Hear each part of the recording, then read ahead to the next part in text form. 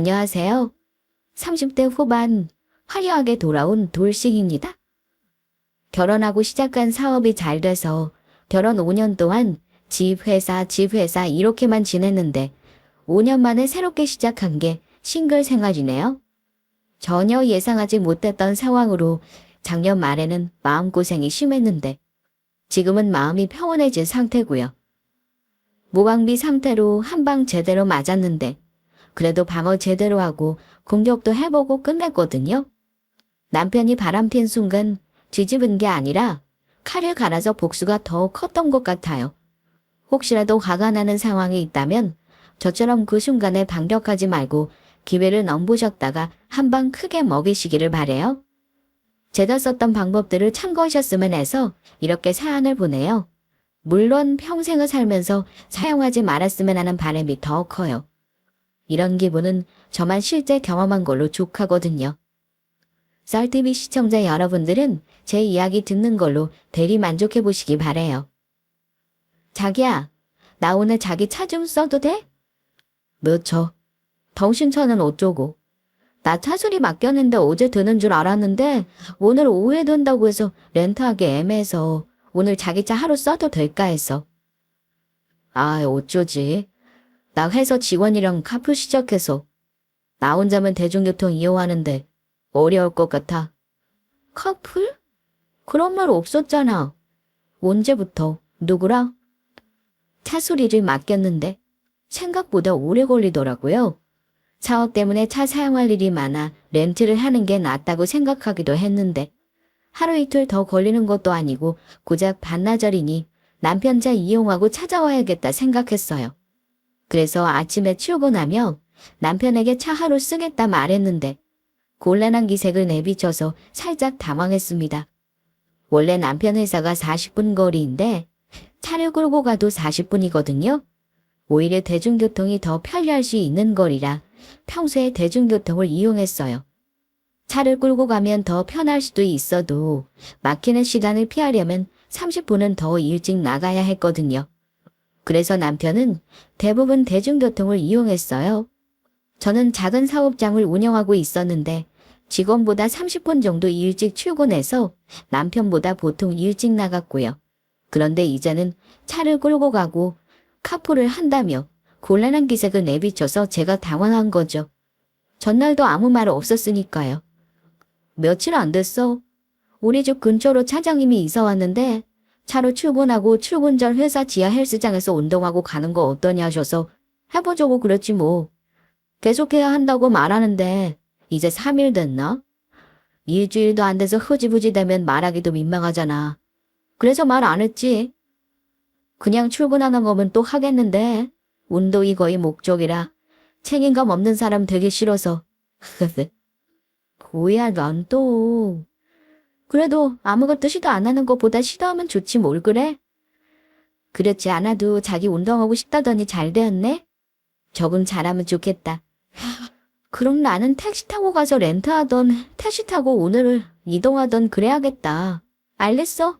오늘도 출근 잘해. 좋은 하루 보내고. 저녁에 보자요. 그래. 오늘도 화이팅.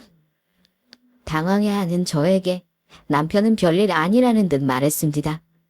회사 상사가 근처로 이사 왔는데 조금 출근 시간을 당기더라도 운동하는 거 어떠냐고 했대요. 전에도 회사 지하에서 운동하고 싶어 몇 번 자차 끌고 출근했었는데 아무래도 혼자니까 꾸준히 하지 못해 몇 번 그만두더라고요. 그래서 또 말하기 뭐해서 적어도 열흘 정도 꾸준히 하면 말할 생각이었다고 조금 멋쩍어 했어요. 들어보면 이해 안 가는 말도 아니라 저 역시도 별 의심하지 않고 알았다고 출근하겠다고 먼저 나갔습니다. 원래 남편 차를 끌고 출근할 생각이라 아침에 별다르게 별도로 차에 대해 생각 못했다가 택시를 잡아야 한다는 생각에 일단 나와버린 거죠. 근데 출근 시간이라 카카오톡으로 택시를 붙잡는데 생각보다 안 잡히더라고요. 준비 없이 무작정 나와서 조금 허무했는데 한편으로는 엘리베이터 타고 내려오는 시간 생각하면 여유 있게 기다리는 게 낫겠다는 생각에 아파트 단지 앞으로 걸어 나갔습니다. 그리고 단지 앞 커피숍에서 테이크아웃을 하고 창가를 보며 택시 어플을 켜고 있었죠. 자기야. 저희 아파트 단지 앞에 커피숍이 몇 개 있는데 출근 시간에 일찍 여는 곳은 한 곳밖에 없어요. 생각보다 택시가 안 잡히기도 했고 오랜만에 아침부터 농땡이 피는 느낌도 들어서 카페에서 창가가 보이는 구석에 앉아 창밖을 보고 있었거든요. 그런데 도로에 남편 차가 세워지더니 차에서 내리더라고요. 저는 반가운 마음에 카페인 줄 모르고 반사적으로 남편 이름을 부르며 일어섰죠. 그러다 이내 자리에 앉으며 황급히 몸을 숨기기 바빴습니다. 지금 생각해보면 왜 그랬는지 모르겠는데 본능적으로 숨어야 한다고 생각하는 것 같았어요. 옆좌석 유리창이 내려왔는데 남자가 아니었거든요. 보조석에 앉은 사람이 뭐라 했는지 모르겠지만 남편은 알았다는 듯 손으로 오케이 표시를 했고 보조석 유리창은 다시 올려졌습니다. 옆모습으로 반 정도를 봤는데 그건 누가 봐도 여자였어요. 커피숍 안으로 들어온 남편. 음료수 주문을 하더니 이내 받아서 나가더라고요. 머릿속이 복잡했습니다. 차장님, 운동? 뭐지? 그리고 머릿속으로 눈앞에 본 것이 무엇인지 조합해 보려 했었죠. 차장님과 출근 빨리 해서 아침 운동한다던 남편은 웬 여자랑 함께 탑승하고 있었으니까요. 그리곤 이내 긴장감이 풀리며 제가 바보 같다는 생각도 했습니다. 진짜 요즘에는 여기저기 방송을 틀어도 워낙 불륜이다 바람이다 이런 이야기 소재들이 많으니 내가 나도 모르게 남편 이야기도 듣지 않고 바람핀다고 넘겨짚는구나 생각했죠. 차장미라고 말했지 성별을 말한 건 아니었으니까요.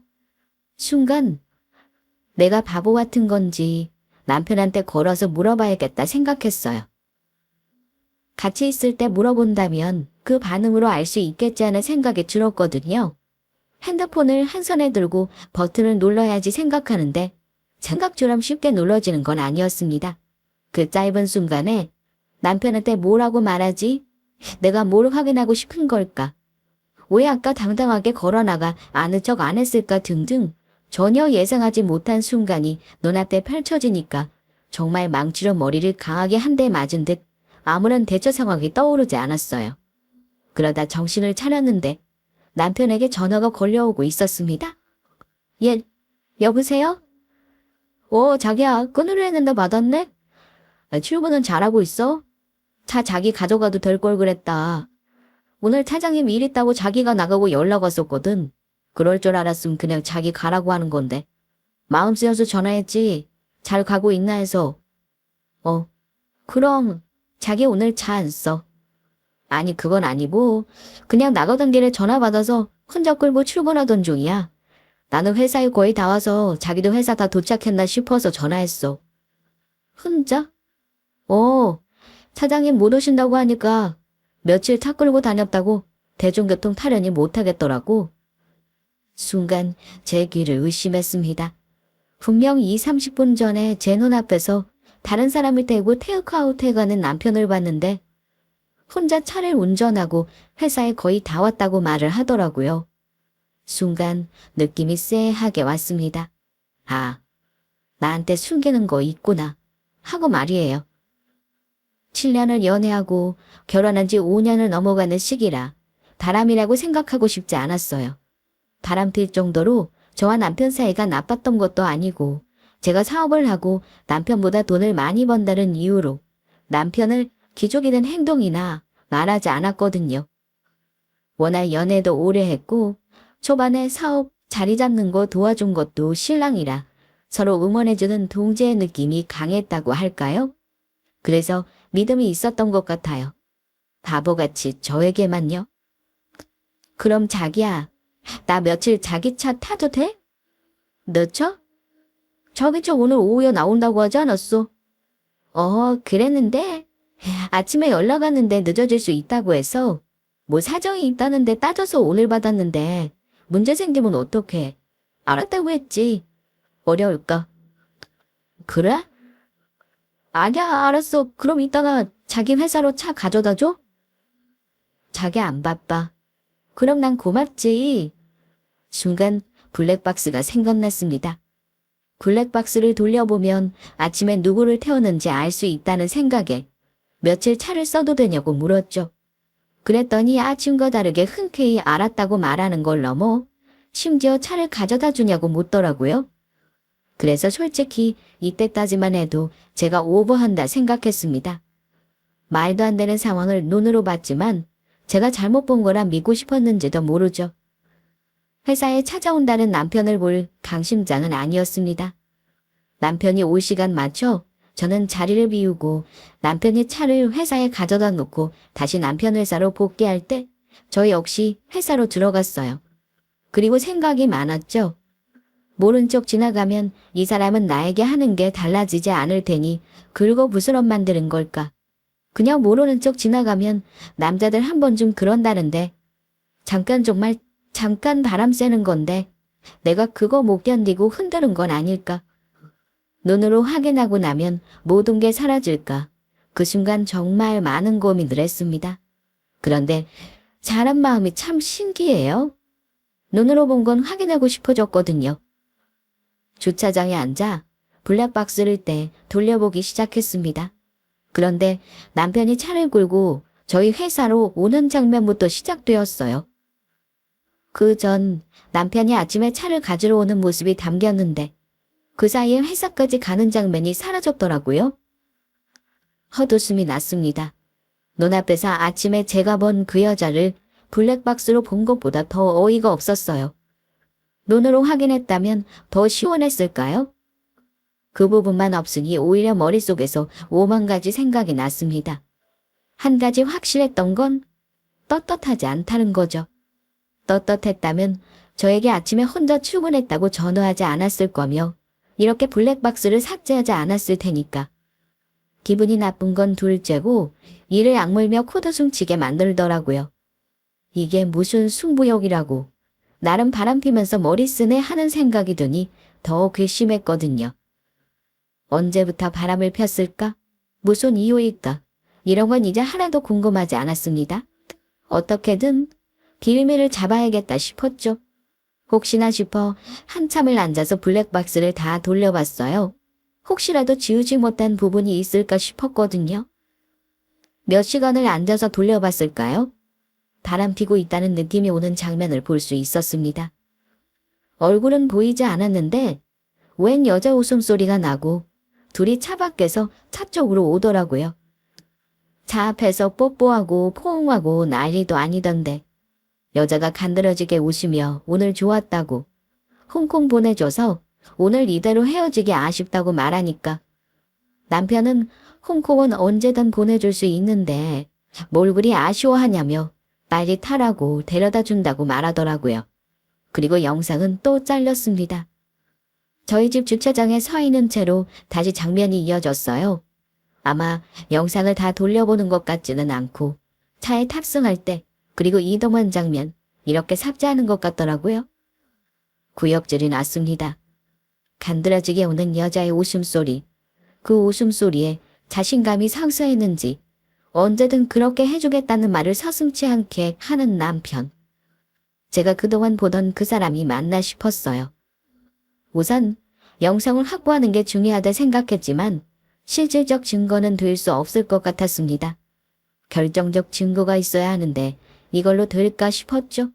혹시라도 제가 사용하라고 준 카드에 걸릴 만한 게 있을까 싶었는데 이내 의미 없다 생각이 들었어요. 이렇게 블랙박스도 지우는 마당에 쉽게 꼬리를 잡힐 미인이 아니라 생각했거든요. 근데 도무지 감을 잡을 수 없었습니다. 언제? 어디서 바람을 필까 싶었거든요. 남편은 노는 사람도 아니고 평범한 직장인이고 야근이 잦거나 주말에 동호회를 나가거나 하는 사람도 아니었어요. 오히려 야근이 있는 건 저였고 제가 늦을 때 집에 없더라도 집 근처에서 맥주 한잔하거나 산책하던 게 전부였는데 뭐지 싶다가 아차 하는 생각이 났습니다. 그래. 집 근처로 왔다는 차자. 그자인가 싶었죠. 어떻게 확인을 할까 생각했습니다. 흥신소에 맡기면 다 알아낸다는데 그렇게 해야 하나. 그런 곳에 가 남편이 바람핀다고 뒷조사해달라고 말하는 절 상상하니 그럴 자신이 없었어요. 지금은 다 지난 일이라 이렇게 사안을 쓰고 그동안 심장 졸였던 일들을 하나씩 풀어가며 어떤 정신으로 그렇게 진행했는지 지금 생각해보면 대견해요. 그런데 그때는 정말 뭐랄까, 정말 친한 친구에게도 숨기고 싶었습니다. 그냥 다 내 친구 같았거든요.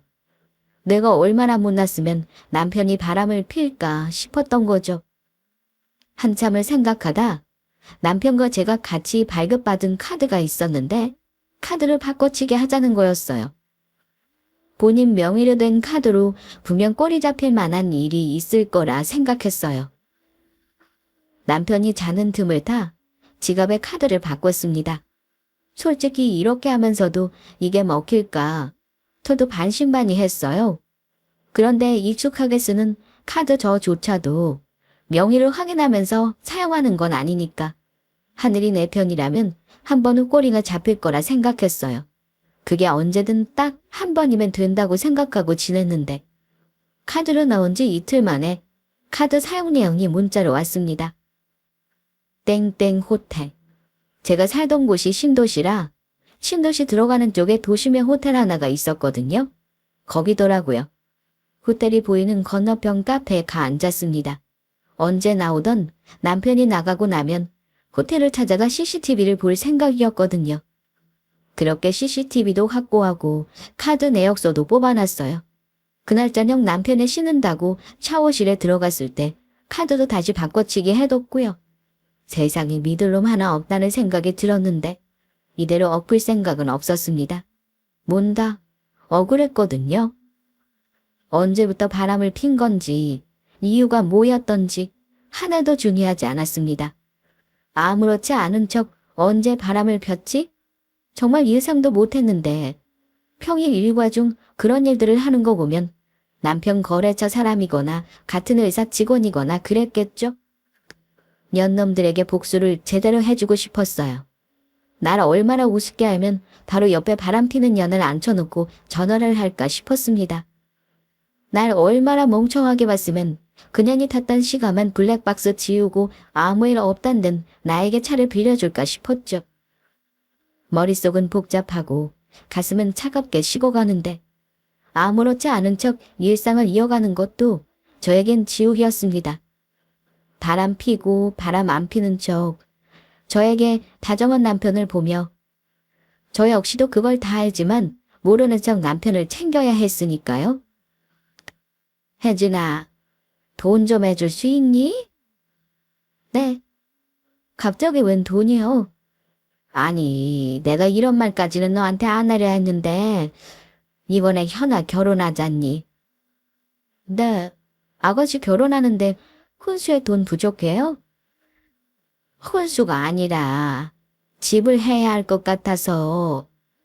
아니, 명색이 의사사비 얻었는데 아무것도 안 해주는 게 말이 되니? 그러가 몇 년 전만 해도 열쇠 3개는 해야 했는데 요즘 아무리 시대가 변했다 하더라도 집이라도 해줘야지. 근데 너도 알다시피 우리 형편이 되는 것도 아니고 아무리 빚을 내도 힘드니 집 해줄 수 있는 사람이 너밖에 없구나. 강남권은 힘들더라도 분당권이라도 30평대면 신혼집으로 살기 좁지 않을 것 같은데. 어떻게 안 되겠니? 하루하루 지옥같이 살고 있는 저에게 어느 날 시어머님한테 전화가 왔습니다. 신우가 이번에 결혼을 하게 됐거든요. 의사 남편이라고 말하지만 워낙 어릴 때부터 친구라 서로 좋아서 결혼하니 양가 부모님도 크게 반대하지 않으시고 착착 결혼이 진행되는 걸로 알고 있었어요. 그런데 시어머님이 전화 오더니 그래도 명색이 의사인데 집, 병원, 차 이렇게 열쇠 3개를 해주진 못해도 집은 해줘야 할 것 같다고 말씀하시더라고요. 물론 순전히 당신 생각이고 신우는 어떤 것도 바라지 않았다고 덧붙이시며 저에게 신우집을 해달래요. 사업해서 형편이 넉넉한 건 저뿐이라고 하시며 지금껏 뭐 바라지도 않았던 시어머님이 처음이자 마지막 소원 들어달라고 아주 사정을 하시더라고요. 속에서 웃음이 났습니다. 그 바라지도 않는 처음이자 마지막 소원 타이밍 정말 적절하네 싶었거든요. 그렇지 않아도 뭐 하나 걸리기만 해봐라. 벼르고 있던 저에게 화살을 당긴 셈이죠. 네, 어머님. 형제끼리 돕고 살아야죠. 며느리도 자식인데. 어머님 말씀대로 저에게 뭐 바라시는 분도 아니시니 아가씨 집 해줄게요. 군당에 30평대 한번 알아보세요. 그래? 아이, 그래 혜진아, 고맙다. 나는 네가 생각해본다고 해도 감지덕지였는데 이렇게 단번에 알았다고 하고 현석이가 정말 장가 잘 갔어. 고맙다, 고마워. 내 현아한테 말해서 집 알아보고 다시 연락할게. 고맙다. 시어머님께 집을 알아보라 했습니다. 당신 아들 바람 피는 줄 알지도 못하시며 저에게 너무 큰 걸 바라시는 시어머님. 며느리에게 뭘 바라기 전 아들과 상의는 하셨을지 궁금하더라고요. 그랬으면 찔리기라도 하는 남편이 못하게 하지 않았을까. 그런 양심은 있었으니 이렇게까지 안 했을 텐데 하는 생각도 들었어요. 그리고 통쾌함 이면에는 나를 이렇게 못된 사람으로 만든 건 모두 남편과 시어머님이라는 작자라고 저 나름대로 정당성도 부여했습니다. 지렁이도 밟으면 꿈틀댄다고. 이렇게라도 안 하면 이혼해도 억울해서 못 살 것 같았으니까요. 자기야, 자기 회사 사람들 집들이 안 할래? 집들이? 갑자기 왜? 아니, 나 결혼하고 사업 시작한다고 바빠서 신혼 초에도 집들이 못해서 이제 어느 정도 자리 잡았으니까 하는 게 당신 회사 생활에 도움될까 해서. 해도 되고 안 해도 돼. 내가 사회 초년생도 아니고 뭐 힘들게 그래? 우리 이번에 대출금 갚으면 온전히 우리 집 되는 거잖아. 나름 의미 있으니까. 하긴 그러네. 그럼 할까? 결혼하고 대출받아 산 신혼집 10년 납으로 생각했다가 제가 사업이 대박나면서 상환금을 올렸고 마지막 대출금을 남겨두고 있거든요. 씁쓸하게 완납과 함께 5년 결혼 생활에 종지부를 찍게 되었지만 그 화려한 자리에 신랑 회사 사람들이 모두 있는 것도 나쁘지 않다 생각이 들었습니다. 한편으로는 남편의 내연녀가 회사 동료라는 이상한 감이 왔거든요. 그렇게 저의 그럴듯한 핑계로 남편은 회사 사람들을 집에 초대했습니다. 그리고 정말 호텔 CCTV에서 봤던 그 여자랑 비슷한 느낌의 여직원이 회사에 있었어요. 나델이라 불리는 직원이었는데 이번에 경력직으로 새로 입사한 지 얼마 안 되는 것 같았습니다. 남편이 말하는 정황과 얼핏 들으니 우리 집이랑 위치도 비슷해서 저 여자구나 감이 왔죠. 자기야, 음악 좀 틀릴까? 그래, 잔잔하게 들으면 좋겠다. 아리야, 음악 들어줘. 운이 정말 좋았는데 콩콩뱅이 왔는데 이대로 흐지게 아쉽네요. 맛있는 음식들을 먹으며 이야기를 주고받고 있었습니다. 가볍게 와인도 곁들이며 분위기가 좋아지려는데 음악이 있으면 더 좋을 것 같았죠. 남편에게 음악을 틀까라고 물으니 잔잔하게 음악이 흐르면 분위기가 더 좋을 것 같다고 알았다며 인공지능 스피커에게 음악을 틀어달라 부탁했습니다. 그런데 흘러나온 건 당연히 음악이 아니었죠. 남편 블랙박스에서 제가 별도로 녹음했던 나대리의 음성이었습니다. 무슨 일이지? 궁금해하는 많은 사람들과 다르게 눈빛이 흔들리는 두 년놈들은 전 보았죠. 나대리는 순간 얼음이 돼 있었고 남편은 제 눈치를 살피더라고요. 머릿속으로 얼마나 많은 생각이 오갈까. 상상만 해도 너무 즐거웠어요. 뭐지? 자기야, 무슨 노래 튼 거야? 요즘은 노래 앞에 랩 대신 대화 같은 건 어떤데? 그런 건가? 되게 자연스럽네. 홍콩의 화려한 밤거리, 나도 홍콩 가고 싶네. 아, 그러게 김짜장 무슨 노래야? 홍콩 보내줬다는 거 그거 19금 아니야? 나델이랑 목소리 비슷해서 깜짝 놀랐네. 무슨 노래야? 어머, 제 목소리랑 비슷하다뇨. 완전 다른데. 당황한 남편은 음악은 별로라고 빔 영상을 틀더라고요. 저희 집 구조가 좀 특이한데 남편이나 저나 영화 보는 것도 좋아하고 집돌이 집순이라 별다른 일 없으면 집에서 휴식하는 걸 좋아하거든요. 다행히 놈 한켠에 빔을 쏘도록 해놨는데 이건 영화를 보는 용도가 아니라 식사를 하거나 술 한잔할 때 여행원 느낌이 들거나 카페원 느낌이 들도록 분위기를 내는 용도였습니다.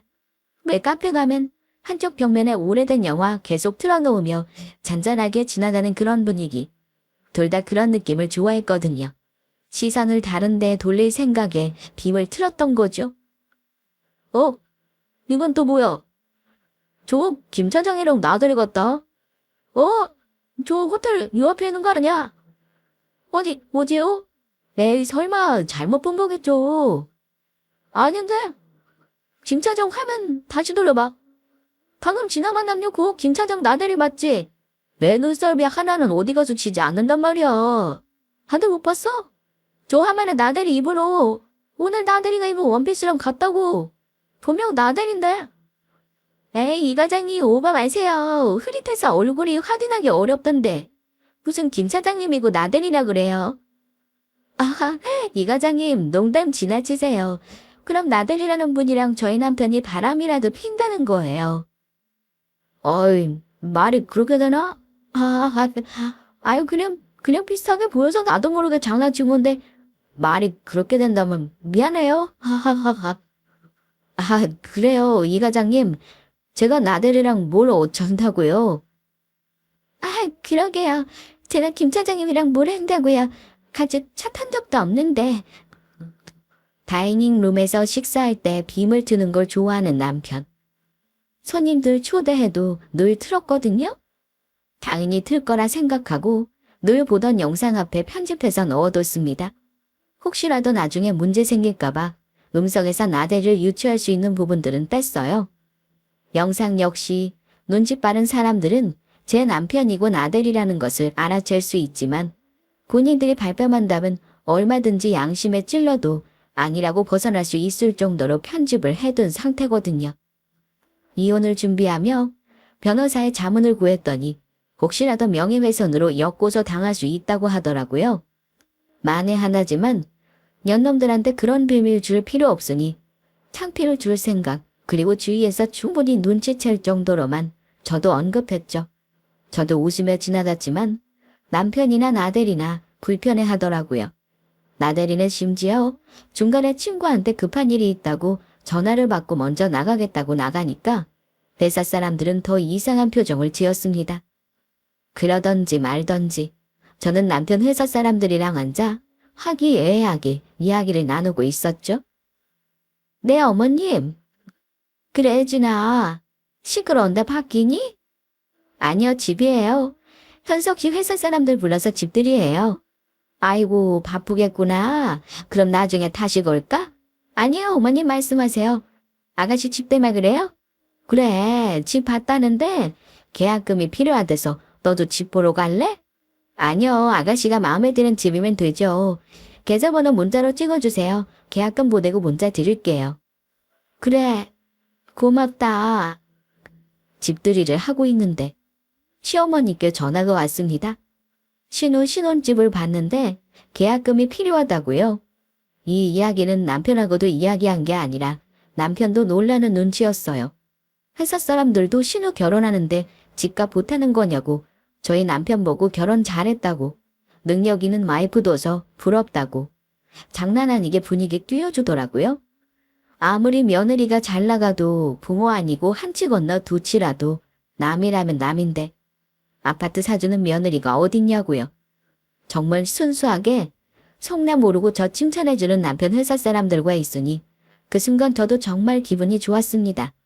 정말 이렇게 순수하게 좋을 수 있었을 텐데 하는 씁쓸함도 있었지만요. 너무 그렇게 저 비행기 태워주지 마세요. 홍콩 다녀온 것처럼 정신이 다 오질오질하네요. 하하하, 김 차장 와이프 사업하신다고 들었는데 아주 센스가 장난 아니네요. 아까 음악에 나왔던 그 앞부분 따라한 거죠? 아셨어요? 역시 이 과장님도 한 센스 하시네요. 조금 비꼴 생각에 홍콩이라는 단어를 일부러 써서 말했는데 그걸 알아채고 대꾸해주는 이 과장님이 있어서 속으로는 움찔했어요. 이 과장님이시라는 분, 제가 모든 걸 밝히는 이 자리에서 눈치를 채신 걸까? 아니면 회사에서도 워낙 불륜이라고 알게 모르게 소문이 있어서 이미 제 남편과 나대리 사이를 눈치챈 걸까 궁금하기도 했죠. 그런데 뭐 어쩌겠어요. 저는 선을 넘지 않은 범위에서 제가 회사 사람들 앞에서 까발릴 건 까발렸고 적절한 타이밍에 전화가 온 시어머님 덕분에 회사 사람들 앞에서 제 이미지는 이보다 더 좋을 수 없었거든요. 오늘 자기야 수고했어. 힘들었을 텐데 어서 쉬자. 더 대박이었던 건 집들이가 모두 끝나고 회사 사람들이 다 집으로 돌아간 다음이었습니다. 음악권도 있고 영상권도 있어서 궁금한 거 투성일 텐데 신혼집 매매건이 걸려서인지 저에게 아무런 말도 안 하더라고요. 시어머님 전화 왔을 때 신혼집 사준다는 소리에 남편은 못 들었던 소리라며 고맙고 대단한 와이프 만난 게 자기 복이라고 말했거든요. 그게 진심이었는지 모르겠네요. 제가 말하기 전까진 모르는 척 할 심산인지 아니면 제가 주는 경고라고 생각해서 정리할 생각인지 모르겠지만요. 저 역시도 여기서 끝이 아니라는 소리는 하지 않은 채 하루를 마무리했습니다. 하이라이트는 돌아오는 주말이었거든요. 시어머님이 제가 신혼집 사주는 게 고맙다고 맛있는 점심 해준다고 주말에 오라고 했거든요. 알았다고 남편이랑 같이 간다 한 후 저는 이혼 서류를 준비했습니다. 그 안에는 호텔에서 CCTV로 받은 CD와 그 녹화된 부분에서 남편과 나대리가 나오는 부분을 사진으로 인화해서 넣었어요. 카드 명세서는 굳이 안 넣어도 될 것 같아서 그 부분은 뺐고요. 그렇게 시댁에 남편과 함께 가 점심을 먹고 차와 과일을 내 거실에 앉았습니다. 시어머님은 연신 제 칭찬을 하기 바빴고 남편 역시 적당히 마찬구 치며 제 눈치를 보기 바빴죠. 어머님, 여기 드릴 거 있어요. 뭐니? 무슨 소리니? 하나 대신 가서 계약하고 온 거니? 아니에요. 어머님이 아셔야 할 것 같아서요. 이혼. 서류를 꺼내시고 그 안에 있던 사진과 CD를 보더니 이게 뭐냐고 저에게 물으셨어요. 옆에 있던 남편은 재빨리 서류봉투를 넣더니 아무 일 아니라고 저에게 나가서 이야기하자며 저를 일으켜 세우더라고요.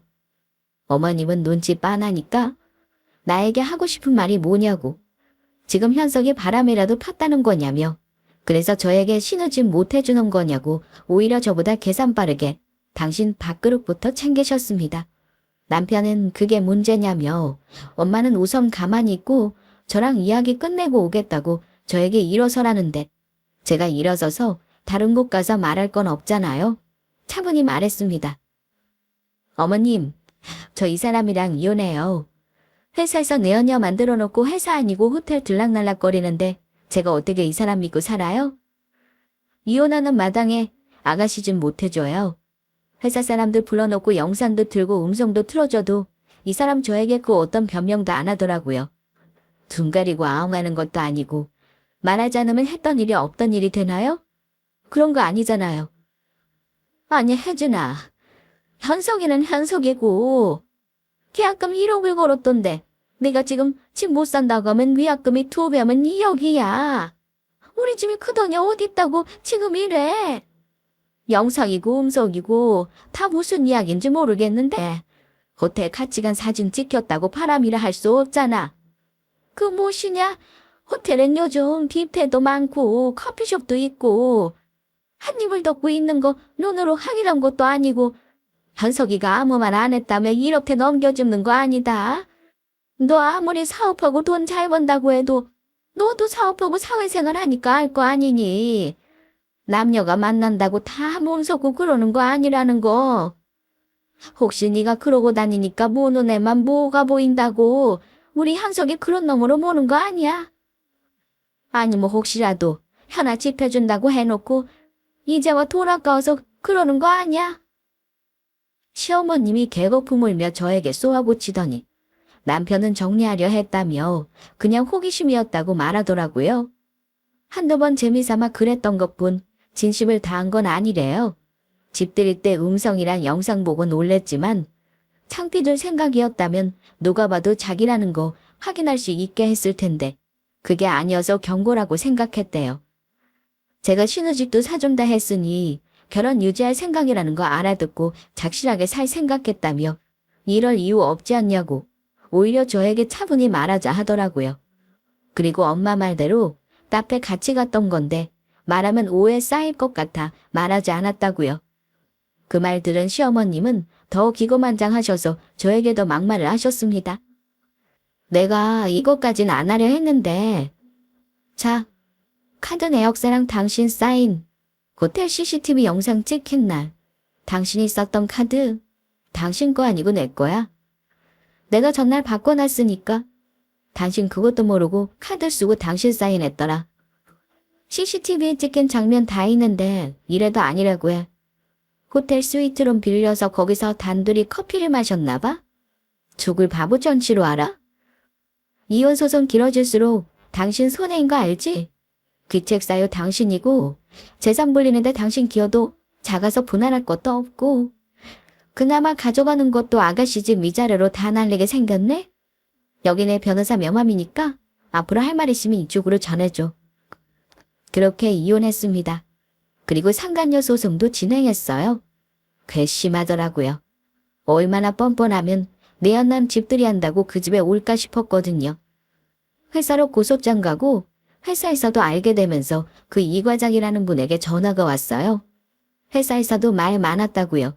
둘이 뻑하면 없는 외군도 만들어 나가기 시작하면서 둘이 바람이라도 난 거 아니냐고 주책이 많았는데 저희 남편 같은 경우 회식에 참여하는 스타일도 아니라 마음만 있고 물증은 없던 상태였대요.